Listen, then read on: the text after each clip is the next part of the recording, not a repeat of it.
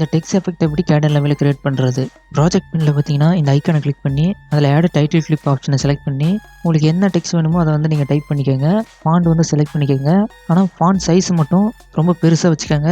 நான் பார்த்தீங்கன்னா 900 வச்சுருக்கேன். வச்சுட்டு சென்டர்லையும் ஹரிசாண்டலையும் இந்த ஐக்கானை கிளிக் பண்ணிங்கன்னா சென்டர் ஆகிடும். உங்களுக்கு எவ்வளோ லாங் வேணுமோ அவ்வளோ லாங் இது பண்ணிடுங்க. அதே பின்லேருந்து ரைட் கிளிக் கொடுத்து டூப்ளிகேட் பண்ணி அதே கீழே வந்து இன்னொரு பின்னை வச்சுருங்க. சேம் டெக்ஸ்டையே சேம் லென்த்துக்கு எஃபெக்ட்ஸ் ஆப்ஷனை கிளிக் பண்ணி ட்ரான்ஸ்ஃபார்ம் எஃபெக்ட் வந்து 2 கிளிப்லையும் இம்போர்ட் பண்ணிக்கோங்க. இம்போர்ட் பண்ணிவிட்டு ஓரளவுக்கு சென்டர் வர மாதிரி பார்த்து கிளிப்போட சென்டரில் வந்து வச்சுட்டு இந்த ஐக்கானை கிளிக் பண்ணிங்கன்னா கீ ஃப்ரேம் ஆட் ஆயிரும். அதே கீ ஃப்ரேம் வந்து இன்னொரு கிளிப்லையும் ஆட் பண்ணுங்கள். இப்போ வந்து வேல்யூ வந்து என்டர் பண்ணும். சைஸில் பார்த்தீங்கன்னா 200 மாற்றிக்கோங்க.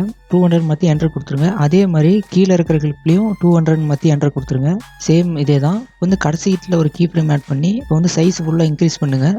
நீங்கள் என்ன கலர் டெக்ஸ்ட் வந்து கொடுத்துருக்கீங்களோ அந்த கலர் பார்த்தீங்கன்னா ஃபுல்லாக வந்து ஸ்க்ரீனில் வந்து ஃபில் ஆகிற மாதிரி. இப்போ அது ஃபுல்லாக ஸ்க்ரீன் பிளாக் பண்ண வாட்டி அதே வேல்யூவை காப்பி பண்ணிட்டு போய் இன்னொரு கிளிப்பில் வந்து ப்ளேஸ் பண்ணுங்க. அதே கடைசியில் கீ ஃப்ரேம் ஆட் பண்ணி அந்த இடத்துல வந்து பேஸ்ட் பண்ணிடுங்க. பேஸ்ட் பண்ணிவிட்டு இப்போ நீங்கள் ப்ளே பண்ணி பார்த்தீங்கன்னா இந்த மாதிரி உங்களுக்கு ஒரு அனிமேஷன் வந்து கிடச்சிருக்கும். இப்போ வந்து நீங்கள் உங்கள் கிளிப்பை இம்போர்ட் பண்ணிக்கோங்க. எந்த கிளிப்புக்கு அடியில் வரணுமோ அந்த கிளிப்பை இம்போர்ட் பண்ணிவிட்டு பார்த்தீங்கன்னா ஃபஸ்ட்டில் இருந்தே அது வந்து ஸ்டார்ட் ஆகுது அனிமேஷன் வந்து. அதனால் நீங்கள் கொஞ்சம் ஸ்டார்டிங்கில் கொஞ்சம் கேப் வேணும்னா சேம் டைட்டில் கிளிப்பை வந்து ஃபஸ்ட்டில் நீங்கள் க்ரியேட் பண்ணியிருப்பீங்க. அதை இன்னொரு டூப்ளிகேட் பண்ணிட்டு அதை கொண்டாந்து ஃப்ரண்ட்டில் வச்சுருங்க. உனக்கு அதை காட்டுற மாதிரியே ஃப்ரண்ட்டில் வச்சுட்டு அதுக்கு பார்த்தீங்கன்னா ட்ரான்ஸ்ஃபார்ம் எஃபெக்ட் ஆட் பண்ணிவிட்டு பார்த்தீங்கன்னா கடைசியில் ஒரு கீ ஃப்ரேம் வச்சுட்டு ஃபஸ்ட்டு கீ ஃப்ரேமில் வந்து சைஸை வந்து கம்மி பண்ணிடுங்க.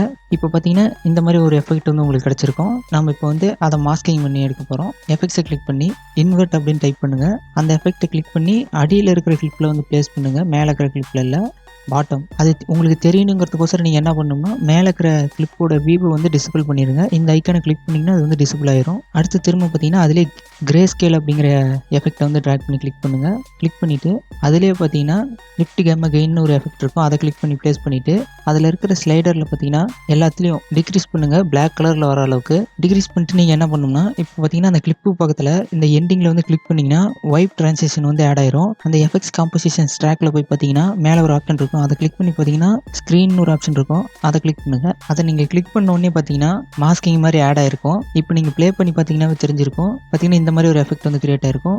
அடுத்து பார்த்தீங்கன்னா மேலே இருக்கிற வீடியோ ட்ராக் ஆன் பண்ணிட்டு திரும்ப எஃபெக்ட்ஸ் ஆப்ஷனை கிளிக் பண்ணி ரோட்டோஸ்கோபி அப்படின்னு ஒரு எஃபெக்ட் இருக்கும். அதை கிளிக் அந்த எஃபெக்ட்டை கிளிக் பண்ணி உங்கள் மேலே இருக்கிற கிளிப்பில் ப்ளேஸ் பண்ணிவிட்டு ஃபஸ்ட்டு ஃப்ரேமுக்கு வந்துட்டு ப்ராஜெக்ட் மானிட்டரில் பார்த்தீங்கன்னா இந்த ஐக்கான் ஒன்று இருக்கும்.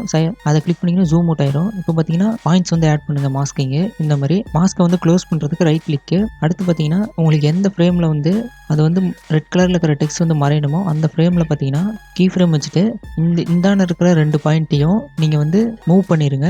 இந்த மாதிரி மூவ் பண்ணி வச்சுருங்க. நான் இப்போ ஸ்க்ரீனில் ஷோ பண்ணுற மாதிரியே மூவ் பண்ணிவிட்டு எட்ஜஸை வந்து ஃபெதர் பண்ணணும். ஃபெதர் வித் அப்படிங்கிறத இன்க்ரீஸ் பண்ணிக்கோங்க. இப்போ உங்களுக்கு எந்த அளவுக்கு ஃபெதர் வேணுமோ அந்தளவுக்கு ஃபெதர் ஆட் பண்ணிவிட்டு இப்போ நீங்கள் ப்ளே பண்ணி பார்த்தீங்கன்னா இந்த மாதிரி ஒரு எஃபெக்ட் வந்து கிரியேட் ஆகிருக்கும். இதே மாதிரி உங்களுக்கு வேறு எந்த கிளிப் வேணாலும் நீங்கள் பாட்டமில் வச்சு நீங்கள் ஆட் பண்ணிக்கலாம். Kdenlive பற்றி நீங்கள் இன்னும் நிறைய தெரிஞ்சுக்கணுமா இப்போ ஸ்க்ரீனில் ஷோ ஆகிற இந்த வீடியோ வந்து கிளிக் பண்ணி பாருங்கள்.